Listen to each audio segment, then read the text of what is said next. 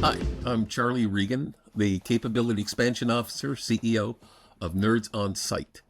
We're a publicly traded small or SME company in Canada, and we have a wholly owned subsidiary that operates in America. And what we do is we focus on the SME and the small corporate space, so anywhere from 5 seats to 500 seats.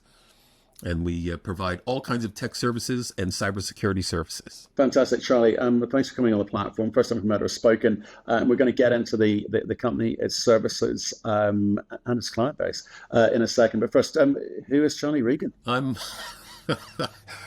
my Twitter handle, when I was on social media, I no longer am, was Dumb Canadian Twit. I started in the seminary and eventually discovered women, and of course changed everything and got into the food business and then consulting and just a whole slew of other things. And I've been a very fortunate man, married the most nearly perfect human being, and wound up in a position to do some stuff that just caught my fancy.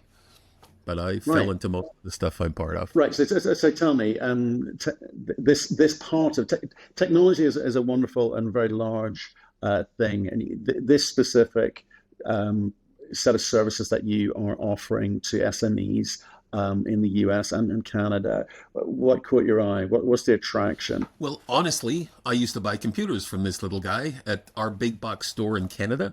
And one day he said to me, Mr. Regan, he was the only honest tech I'd ever honestly dealt with at that time. And this is 30 years ago, 30 plus. And he said, Mr. Regan, we're thinking of starting a company. And I said, really? What's the name? He said, NerdsOnSite. And I'm a believer that 85% of your marketing message should be in the name of your company. And I said, well, that's one I wouldn't mind banking. And so I gave him some money and they got started. And after 6 years of being a very patient Canadian on the side player, coffee and donuts every now and then, I just popped in and said, look, I think we could take this across the country and maybe even further.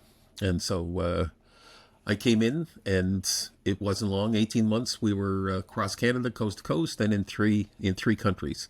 And we just continued to expand after that. So where are we today in terms of the balance sheet? What's the revenue at the moment? The public company is, it's about 12 million, 11 to 12 million Canadian.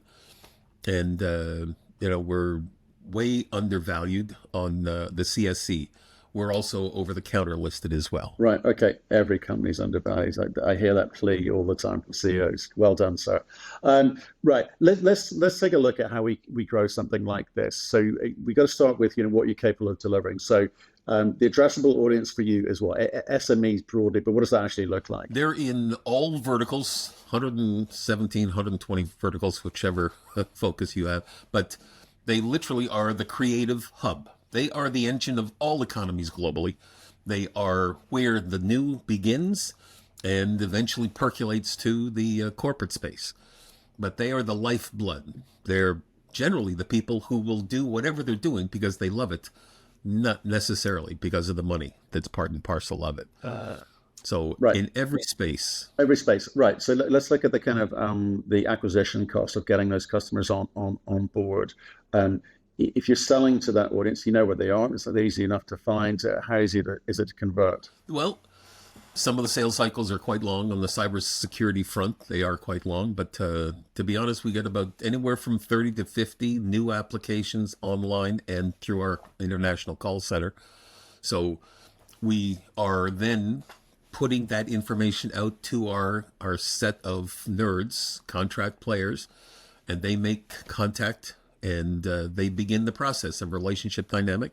And eventually we're focused on what we call a nerd care program, which is a month-by-month support program, which covers anything from just incidental incidents to full-blown running your network and providing all that's part and parcel of that. Right. And when you look at the kind of product offering, how do you define what is the most sensible thing to sell? Because you obviously want to, change the growth profile of the company. You want to kind of drive margin available on some of those products and services. And with all kind of people business, the biggest overhead is going to be people. So to increase the margin, you got to look at products, I guess, like cybersecurity as a means of doing that, or licensing, and et cetera. So Tell me about that approach to the product offering. Well, we're heavily focused on our number one foot in the door is cybersecurity today, especially in that space.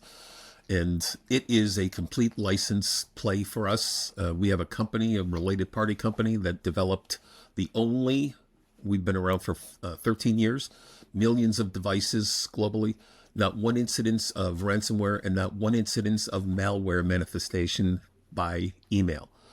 So we're the only company that can make that claim. And so we're bringing it to that SME space. And it's on a monthly basis. We have a physical software install that's part and parcel.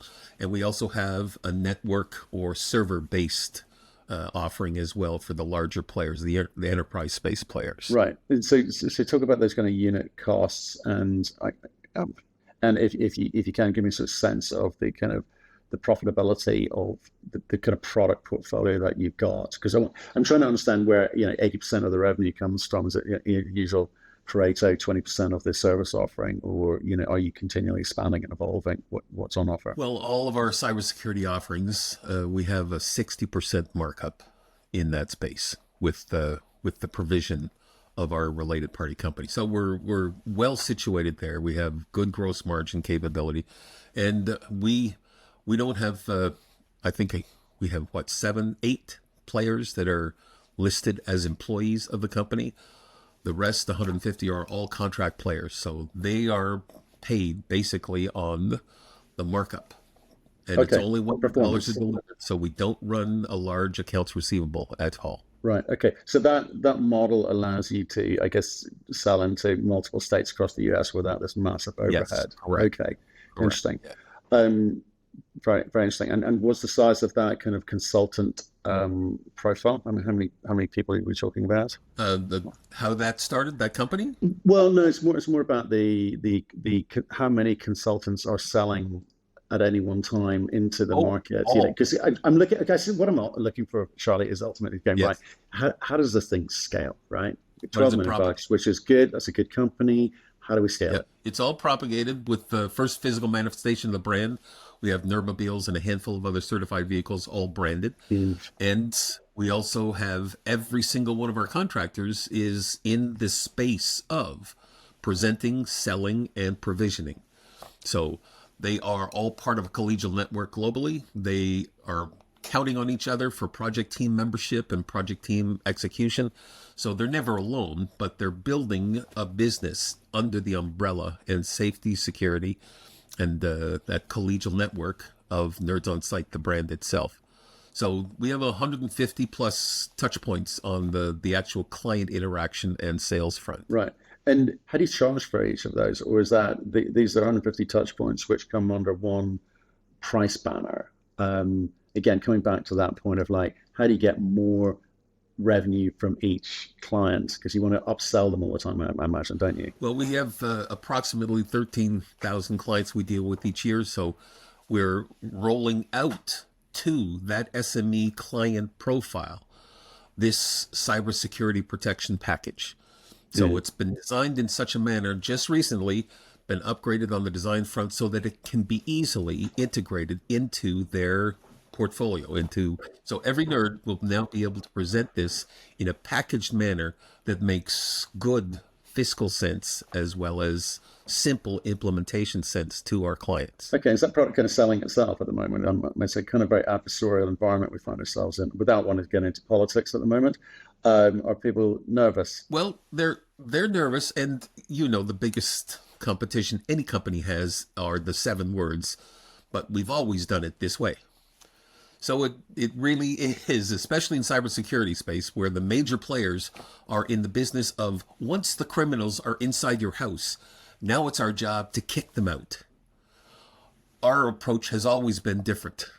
We fortify the house so that nobody can get in. And even when you do get in, you can no longer communicate with your bosses, those criminal control boards in whatever nation they happen to be.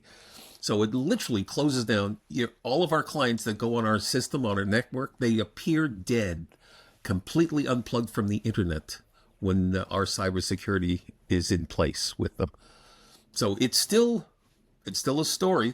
And it's still trying to upgrade and educate people on the realities of, because what they've been used to, of course, is the story of, no, we'll beat them down once they're inside. And they've done a good job of entrenching that messaging globally. That kind of, I say, but we've always done it this way. I agree with you. Probably there's a few sectors where that applies. People stop thinking at some point.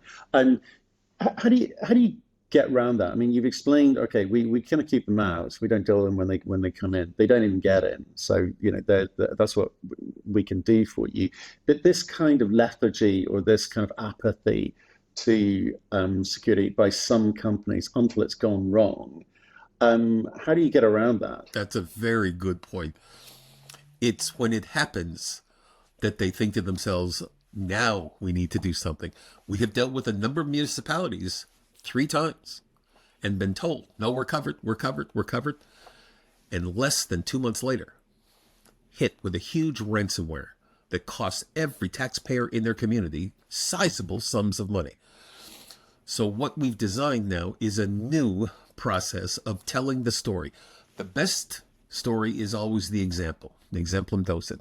So we do have a good archive of success stories. But the second one, and we're trying to flesh it out more completely, is we hook into a company's network while they're all sitting around the boardroom table. And we show them how many data drips are taking place right now. In other words, there's maybe 195,000 data drips taking place. Some of them are going to your clients. Some of them are going to your suppliers. Some of them are going to your accountants, your lawyers. But here's a bunch that are going to North Korea. Here's a bunch that are going to Russia. Here's a bunch that are, do you have clients there? Do you have suppliers there? Do you have, and of course, as a rule, eyebrows rise and people look agog at the actual real-time data. And that's been proven to be by far the clarifier on this particular story front. They see that stuff is in fact going to places we do not want it going. Right. So why do you think you can make this sort of transition from SME to enterprise with your product as a size? Because you talked about designing your product. You're not a reseller. You designed this yourselves. Do you think that there's an addressable enterprise level audience, whether that be government, say, or whether it be federal, state, provincial, or quite frankly county level? Because one cell equals multiple seats versus one cell equals 10 or 20 or whatever your average is. Well, we are in the enterprise space. The largest retailer in Canada is behind our system, and Right. Canadian Tire has never experienced a ransomware or malware infestation as a result, and they've got 550 locations. So we do have a handful. Our space on that particular front, I think, on our demographic front, we've got about 50% of our SME is revenue, and Soho is anywhere from 2 to 5, and it's about 20%. Then corporate, that large enterprise space, is about almost close to 20% so far. So we do move in that direction with our offerings, but our sweet spot is that SME, because again, they are the ones that move the needle on that particular front. I agree wholeheartedly that on the enterprise front there is move, but there's also a huge price point pressure with enterprise players, right? Tell me more about that, because SME maybe it's an easier sell, it's a quicker sell, and it gets to the bottom line quicker. Enterprise, longer lead times, maybe smaller margins because they're trying to squeeze things, but you're going to get a bigger ticket revenue size there.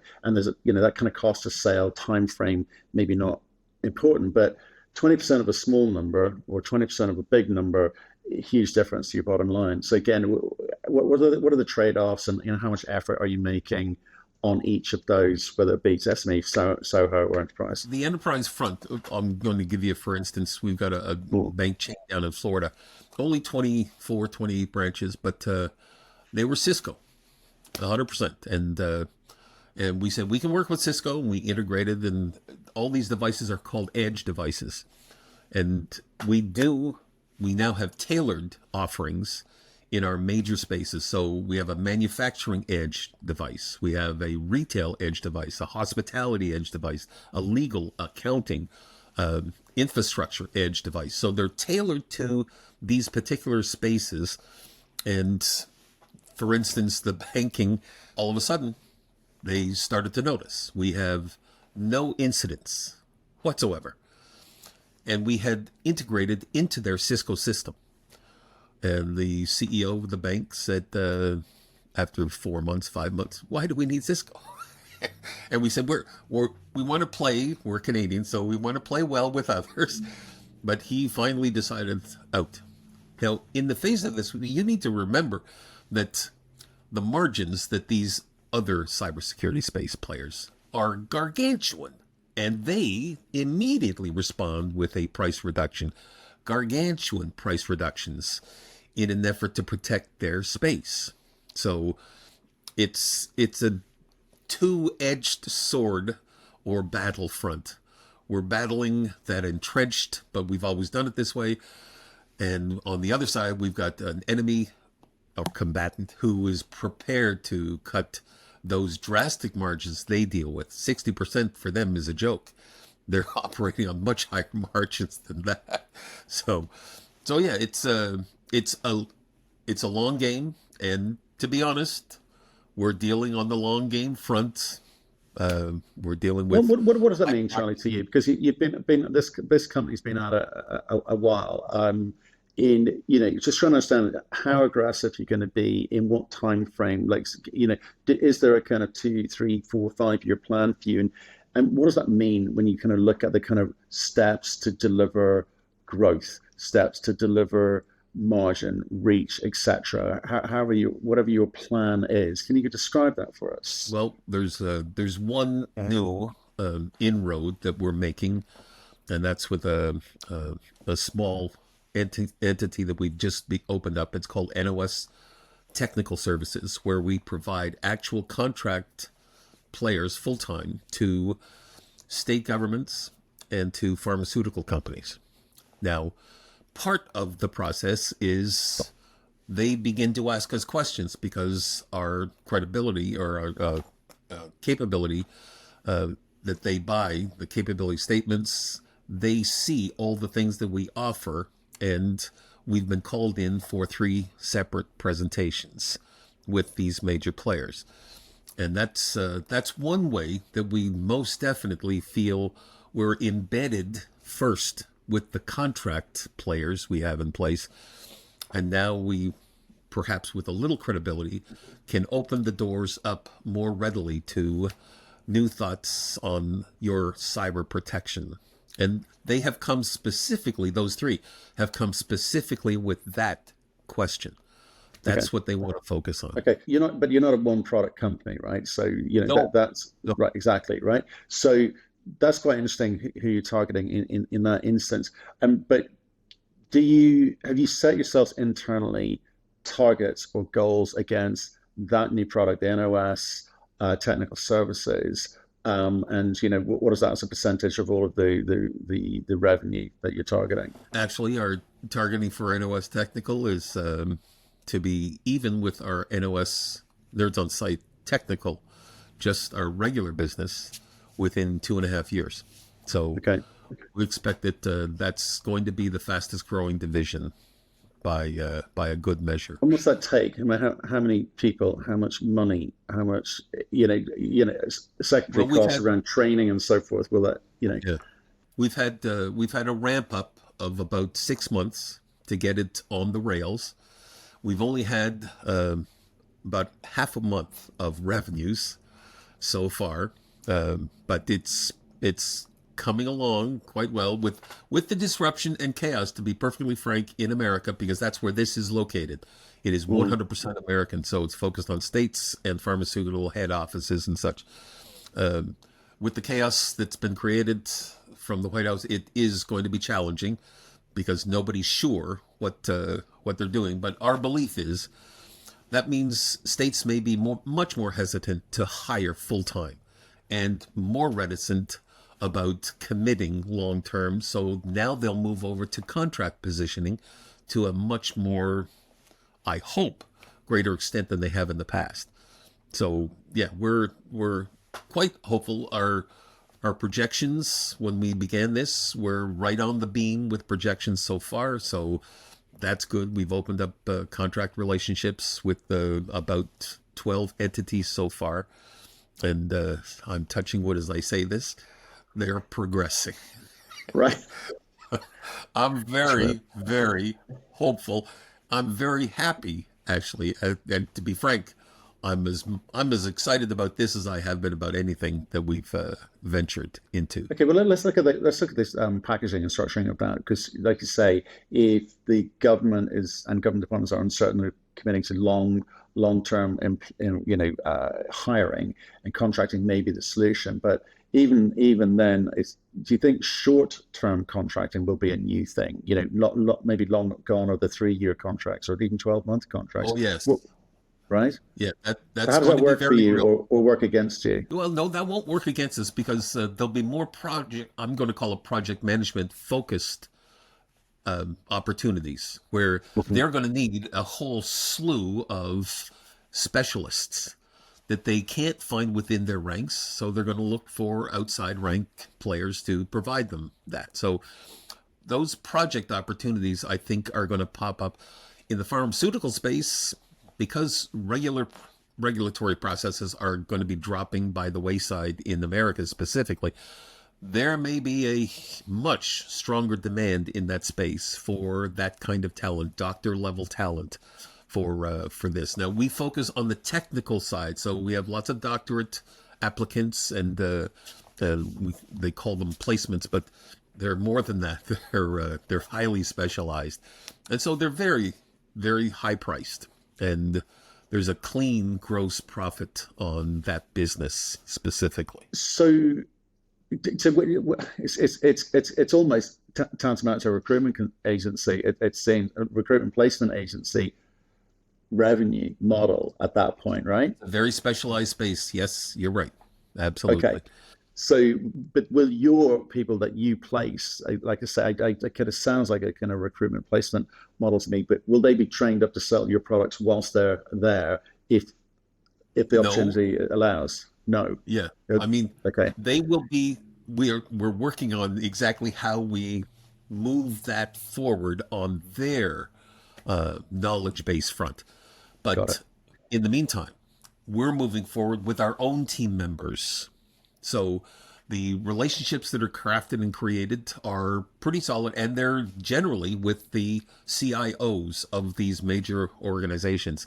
So they ask questions when they see our capabilities story, when they see it online, and when we give it to them. What about this? What about this? What about this? So we know that there is every possibility that, in addition to those three who've already asked for those meetings, we know that there will be potentially others who do the same thing. They're Right. investigating right now wholesale on this particular front, cybersecurity. And also, every now and then we supplement a good chunk of, through our regular Nerds on Site company, we supplement a good chunk of technical support inside of companies. They may have an in-house IT team, but they have some special projects or they have some major league issues that they need to have some crisis management for. So we provide those services as well. So yeah, we do believe that there is a door that could be open through our placements. That's entirely possible. But right now we're taking that to the table by presenting our capabilities and answering all questions that they have on it and making presentations. Okay, so I'm the, quite the sure. hard bit for you is getting approved supplier status, and once you're able to kind of place people. Is there any sort of demands on you to say, I guarantee the quality of this person? If they do not match what you've sold, we will flip them out, replace them, or is there any comeback on you in terms of any kind of legal responsibility, quite frankly? Oh yeah, no. I mean that happens, right? There's sometimes either a culture clash or personality clash. Uh, we're very, very, you know, if you want to become a nerd, you go through 7 certification steps. So it's not an easy thing. 3% make it through the application process, and we get applicants every single day. But this particular company, NOS Technical Services, we have the same certification style. We're very careful about who we put in place because we don't want to do anything but add to the relationship trust bank. And so it does happen. It does happen. We definitely are working to minimize it, but we would and have replaced immediately any talent Okay. that they deem unacceptable. Okay, now just in case I missed it, are you able to kind of give us some sense of a range of revenue? You've done percentage terms, but can you give a dollar number in terms of what you're targeting for, say, by the end of 2025? It's early days, but By the end of 25, we're targeting about 4 to 5 million American, and it's going to turn our bottom line into profit by the end of this calendar year. okay. So So it's important. It's very important to you, this new product yes. offering. Right. Okay. Right. Fantastic. Um, with regards to maybe focus on, okay, not the NOS, focus on the rest of the company in terms of the kind of core service offering in dollar terms. Again, what are you targeting from them? Well, so far we're up 7.5 points over last year. So I'm hopeful that we do hit 10 points. We're opening a new support system for our clients called Nerds Online, which is literally a 24/7 call center for questions, comments, queries that our clients might have. So it's an added service, but for some, it's just a perfect fit for them. We also have quite a few clients who we never wound up doing business with. They called in and asked, but they couldn't afford. We're going back over, I think there's about 9,000, something like 9,000 in the last couple of years. And we're going back to those people, offering them this service to see if at the price point level, we're talking $40, $39.99 a month Canadian. So it's much, much more reasonable. See if that might suit their need, want, and desire. So I'm hopeful that we're going to get a bump in our revenue from that space, in addition to the growth that we're undergoing. Right. And what sort of margin do you think you need to aim for to make yourself fit? Because at the end of the day, you want to drive liquidity, trading, volumes of your stock, right? Your public company. That's the Canadian public game that you got to play here. What profile do you think you need to be appealing to retail investors in Canada and North America, I guess more broadly, with the OTC? Well, we're focused on making our way to a 32.5% gross profit, and at that level, we're comfortably profitable, and we're still a number of points away, probably 3 points away from that, 2.5 to 3, but that I believe that gap will be closed by the end of calendar 25. Okay. What are the other ways of growing? Now, you've done a bit of an M&A. I was reading up about Nerds on Call. What did that do for you? Are you looking to do more acquisitions? Do you think that's the way to scalability and maybe improving that model? There's no question. There are, in our managed service space, we're talking about demographic ruling here. We all know that there's much in the way of handover taking place. And in this particular space, a managed service operation is terrific. But an MSSP is a much higher level and much more costly process for these MSPs to ever consider. We have, with our cybersecurity offering, we have a wonderful opportunity to help raise those particular demographic players. Once they decide to move out, we'd rather they stay for a little while, but once they decide to move, we'd love to welcome them into the family and upgrade automatically all of their clients to an MSSP space.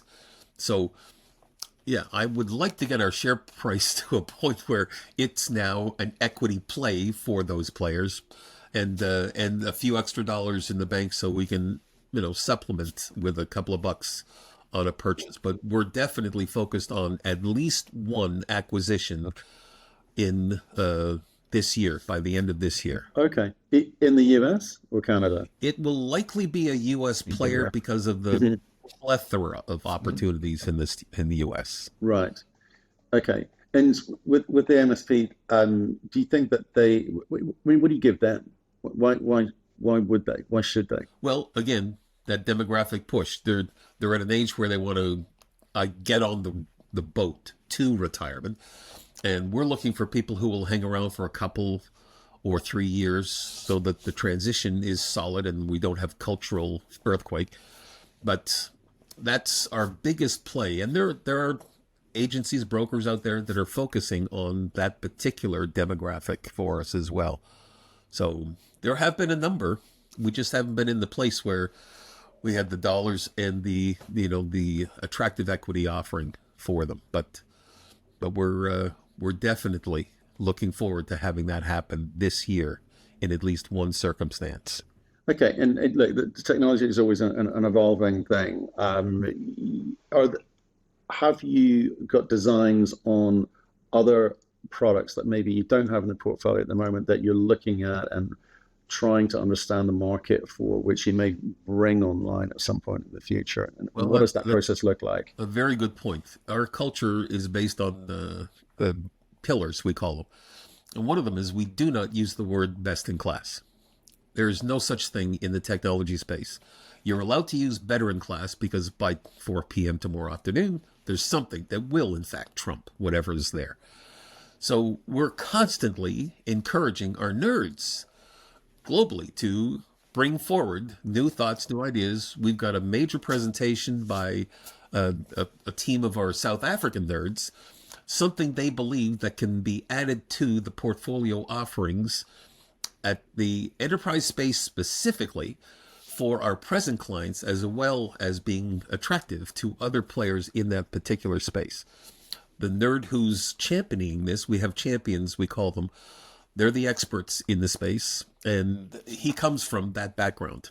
When it comes to data and data management, he comes from that space. So, yeah, we're looking forward. I've got half the leadership team involved in a presentation Monday to find out what the opportunities look like and the stepping stones, milestones along the way for integrating this offering. Interesting, interesting. Well, look, Charlie, really nice to actually say. I quite like the name, Nerds on Site. So it does what it says on the tin. It's the old advertising line used to go. That's a great expression. Yeah, right. Here's one for you. Getting your job title. Have you been called, or have you ever thought of being called Chief Nerd? It just would be fantastic. Chief Nerds. Chief, no, Why not Chief. Chief. Oh, Chief Nerds. Yes. Oh. Yes. I was not being derogatory. Okay. Well, now I let people make up their own titles, right? I mean, I don't know what people are putting on their actual cards or on their social media space, but Chief Nerd, actually, something to it. That's not a bad idea. I mean, Yeah. I can see already we've got about 16 champion offerings. These are internally dedicated players who have devised a tailored offering that they sell to other nerds within the company for their clients. And what we call them is champions, but I could see that word itself, chief, when it comes to articulating exactly what they're a champion of. That's not a bad. I'm going to make a note of this. You've made my day. You've made my day. Right, Charlie. I'm going to love you and leave you. That's been a fascinating story. And really interesting. I will keep a tag on you just because I think it's something quite interesting here. And from looking at the competition is very localized generally. So for you, Yes. be having this broad reach is kind of interesting for sure. Yeah. Anyway, thank you for your time, very Charlie. much. It was my pleasure. Thank you. Take care, Matthew.